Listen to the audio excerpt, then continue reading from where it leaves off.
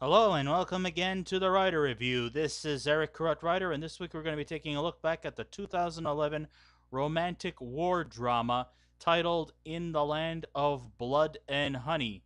Now, In the Land of Blood and Honey, it is written and directed by Angelina Jolie. It is produced by Angelina Jolie, Tim Headington, Graham King, and Tim Moore. Uh, it is written by Angelina Jolie. The score was done by Gabriel Yared. The cinematography was done by Dean Samler. And the editing was done by Patricia Rommel. And the stars of the movie are. This is going to be a bit tricky. I might probably be butchering these people's names.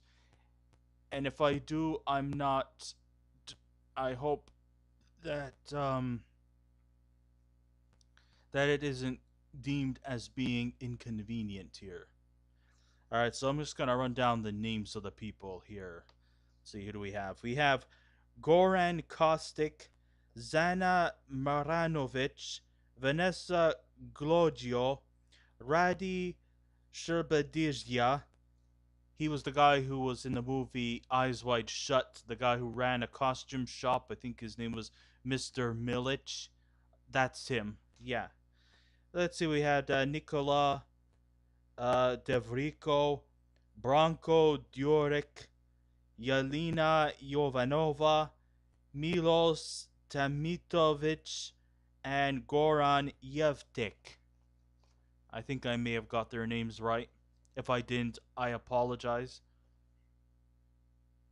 Now, as far as we concern, in the history of human civilizations, wars have always been insightful, provocative, and usually quite intriguing ways of coming up with stories.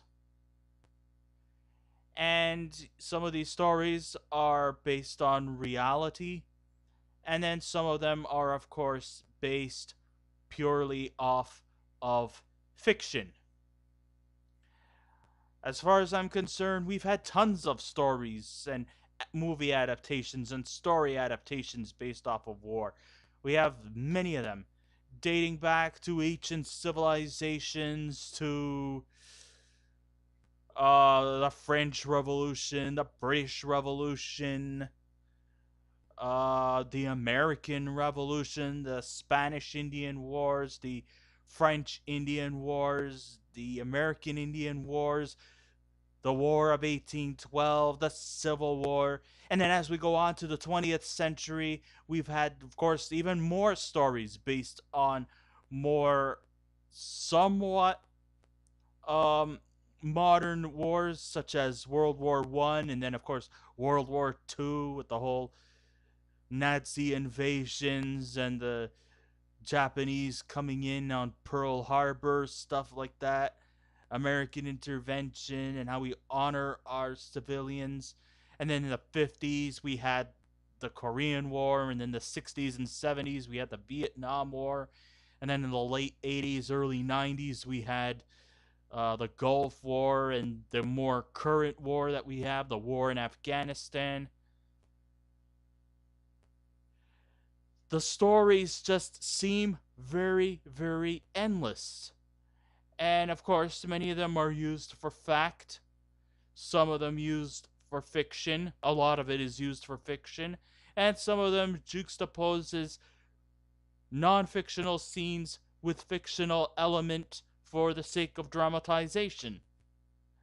But there is one war that very, very few people ever grasp at, and it's either because they have little to no knowledge about it, or very, very few coverages were based upon it unless you were actually in the thick of things, and that was the Balkan War.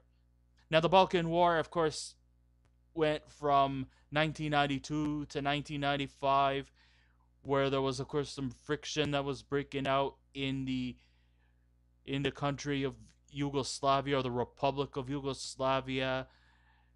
They were going through some tough economic problems during the period of time, with the Slobodan Milosevic in power, and the country and the provinces that were surrounding the Yugoslav Republic wanted to overthrow this guy. And of course, they were also on the quest that they could probably live longer and prosper if they broke away from the Yugoslav republic and become their own sovereign countries. Countries like Bosnia and Herzegovina, Slovenia, Macedonia, Croatia, and such. And like I said, this was a like every war that has ever been mentioned, it is never a pretty sight. And some people may think that war movies are easy to grasp at because all you mostly have to look upon is not basically dialogue, but just action. Most people go to war movies just to see action, just to see heads blown off, just to see missiles fired and explosives and stuff like that. Nobody comes to actually go into the more deeper unless you are a real laureate and want to mix war with literature, that you want to go into the more dramatization stuff, whether it be fact or fiction. But the Balkan War has often been one of the more neglected wars in our modern times. Between 1992 and 1995, it was catastrophic.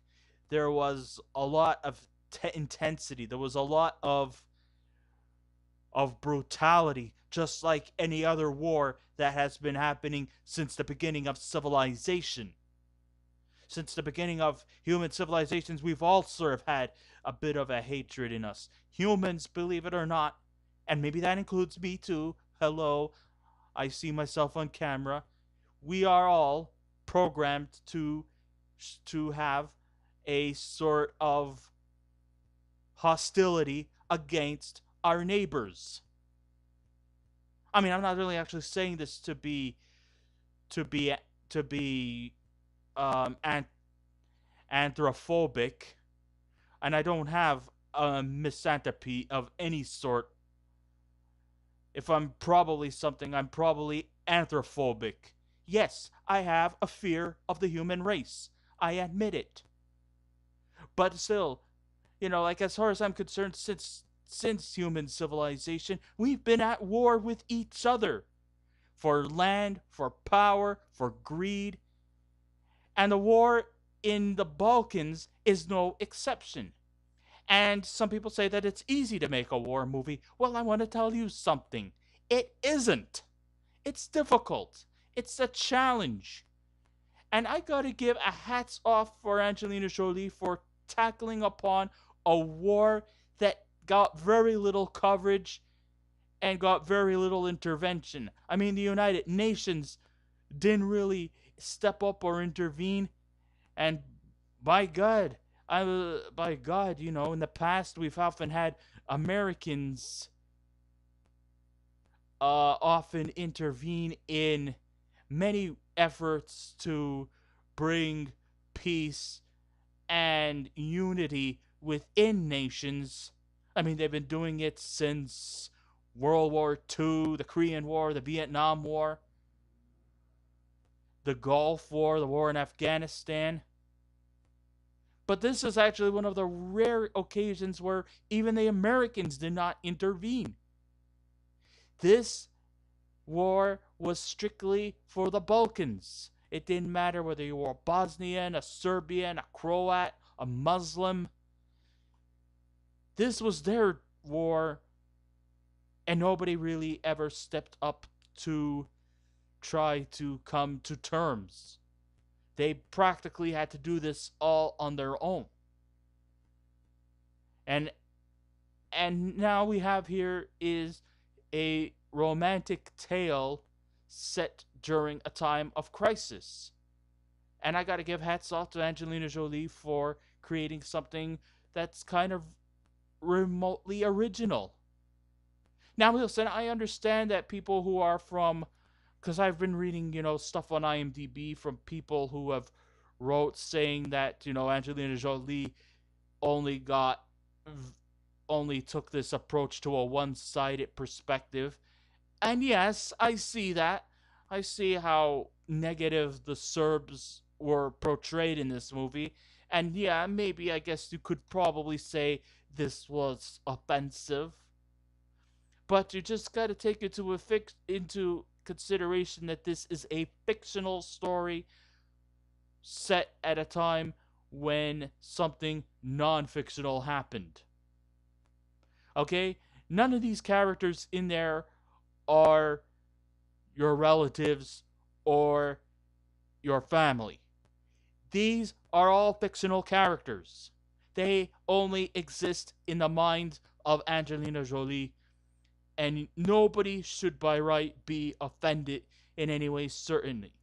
All you guys gotta do is take it like a grain of salt. Yes, I know it got a lot of negative backlash on IMDb with a 4.3 in it, but I thought that this romantic story, I gotta give credit for an originality and also for the valiant effort to come upon a story that was never really got the exposure that it should have. So, in its duration, director and writer Angelina Jolie's In the Land of Blood and Honey is open with visuals of grimness, macabre, and will likely leave you in a state of utter discomfort, which I understand. The focus of the film is set in the war between the Serbs and the Croats and the Bosnians that, of course, ran rampant between 1992 and 1995. And we are, of course, treated to uh, the unfortunate the unfortunate viewing of brutal murders, heartbreaking rapes, and cringeworthy malice that will make your stomach green with pain as the violence is plenty and it never turns back. So the story is centers around a Bosnian Muslim or a Bosniak named Alia, played by Zana Marjanovic. She is a Muslim Bosnian artisan, and she was forced into sex slavery at a Serbian troop headquarters as she soon becomes saved by a dashing young Serbian soldier named Daniel, which is spelt like Daniel but with a J between the I and the E, played by Goran Kostic, whom she once befriended prior to all this chaos. Now, I can respect Jolie's decision to refrain from making the chaos a spectacle, but the love story implemented in the story adds flames to the fume while the malice is happening. While lingering into Danielle's arms for her protection, Alia is in a bind between whether Danielle is her soulmate or is he just his property. Danielle is opposed to fight with the Serbs as they were, of course, incapacitating the Bosnian Muslims, though he still has to maintain his loyalty under the rule of his general father. So while Alia is being condemned by other soldiers, Danielle stands there idly looking on. The feeling of unease becomes vital to Alia as she was put into a subservient position while Danielle expresses emotional rage regarding the fears surrounding him, even to the point of pinning her to the bed and tying her arms on the bedposts with a belt. And just as he was about to rape her, which shows that, he can also be just as equally tyrannical as he is to his fellow soldiers. I mean, he's kind of a complex character. On the one hand, he wants to protect Alia, but since he is a Serbian and he's fighting with the Serbs, he is kind of like in this disposition where he is forced into without his which is without his better judgment forced to rape this poor misfortunate soul. So here's what the idiosyncrasies that makes this movie stand out. Jolie, she succeeds in making the violence hardcore while keeping the torn apart lovers' romantic tale intact. It kind of has a little bit of a Romeo and Juliet type of feel with, two opposing families and two lovers torn apart.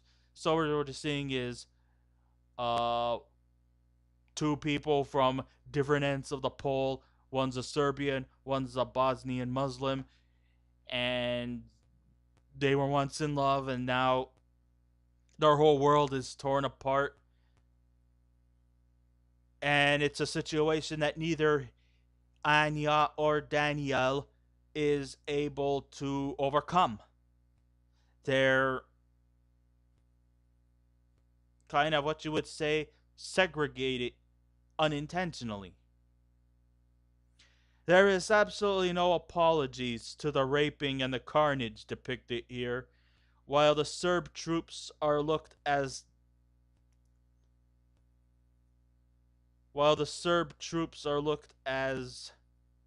the more superior of the two evils.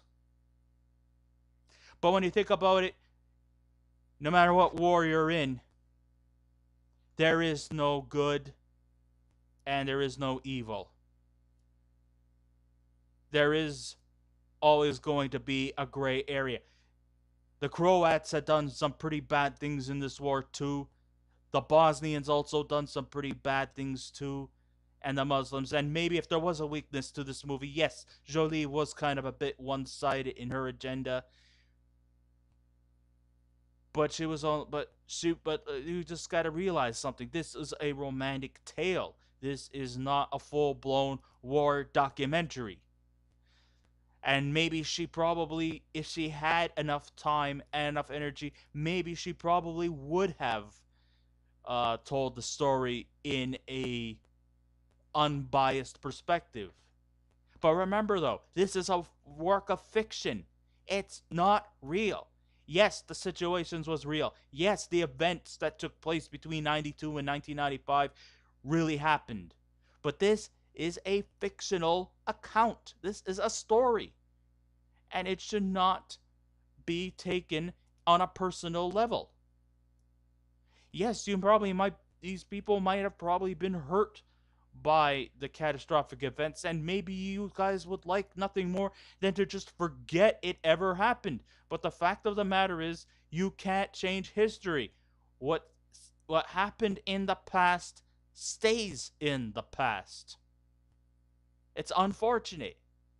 Now, I'm not going to tell you guys to get over it because, yes, the horrors still haunt to this day.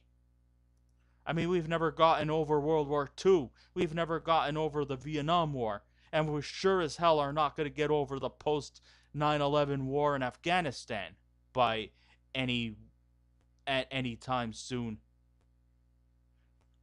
But you just got to realize none of these characters exist.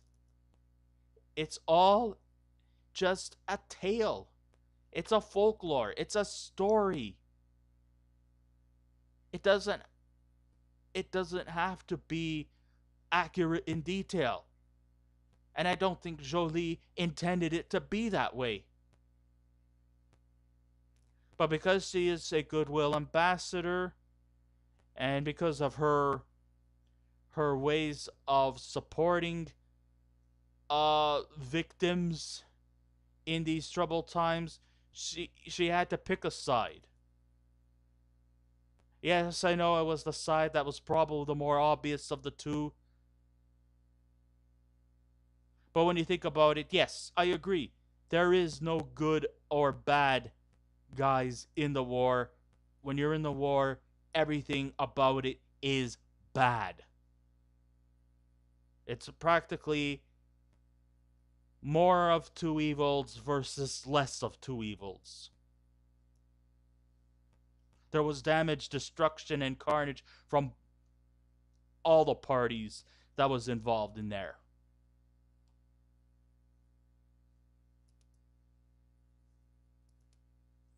Civilians are gathered to sign petitions regarding their belongings to the troops. The men are shot, the babies are dropped off the balconies, and the ladies are sent to sex slavery. So she makes no bones about all the graphic details, and some of these scenes are painful to watch. But it was then done in a very effective manner. These grim settings are seen through the eyes of Alia's sister Lila, played by Vanessa Glodjo, who abandoned the city with her baby daughter. Sure, her humanitarian contributions can never be denied.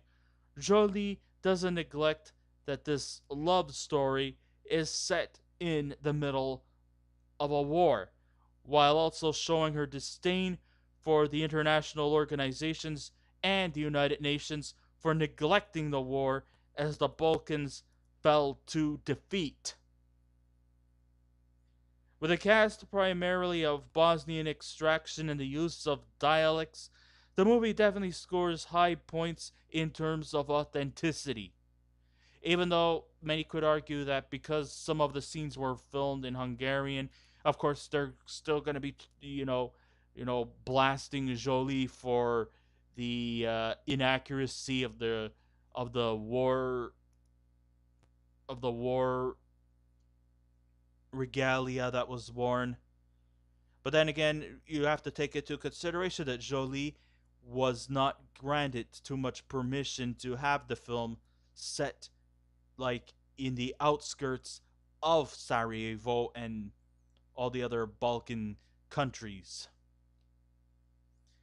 So, in spite of the chaos, the cinematography is actually quite impressive, making us think that we have not seen the end of Jolie's career. The main flaw about this film is that the conflict between Alia and Daniel, which actually kind of sort of feels like a war within itself.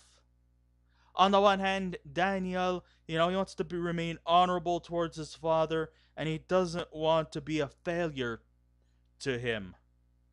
But he still has signs of him that can't be fully sympathized. Alia is just his sex toy, but yet she invites herself to be that way. Is it some sort of ways of manipulation on behalf of herself?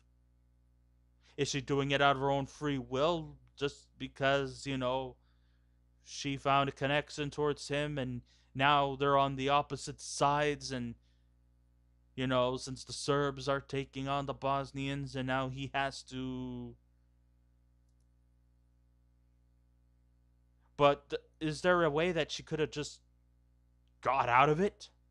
I mean, if she really feels that this guy is not, loyal and faithful towards her because of the fact that he's fighting with the Serbs, maybe she should just move on. Obviously, I don't know whether he made the decision himself or was forced upon by his father. But still, I think maybe she should just move on instead of surrendering to him. She has to show a little bit of strength. And that's kind of where it might lackluster in that particular area. The movie definitely shows no apologies when it's marred with oppression. The tyranny of the human race is right in your face, and it can be overwhelming. And the rough relationship between Alia and Daniel does little to help soften the nastiness that's around them. The talented Jolie shows that she definitely has potential behind the screen as she is in front of the screen. And as a director and a writer, she is all there. And even though there's flaws aplenty, maybe I could name more, but I really don't have much time, the intentions are good. The love story in the movie reflects equally to the horrors of the Bosnian War, which at times will leave it a bit at times uncomfortable. But then again, every war movie you see will leave you with an uncomfortable aftertaste.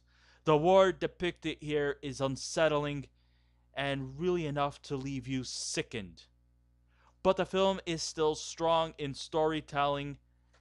Even though it can be very distracting, it's effective. And to the people who have lost their lives, or if you have relatives that have lost their lives in this tragic war, my thoughts and prayers go out to each and every one of you. And whether you agree with what I said or disagreed with what I said in this review, I just want to let you know that I bear no ill intentions. I just watched a movie and I'm just giving my opinion. You're entitled to agree with me, you're entitled to disagree with me.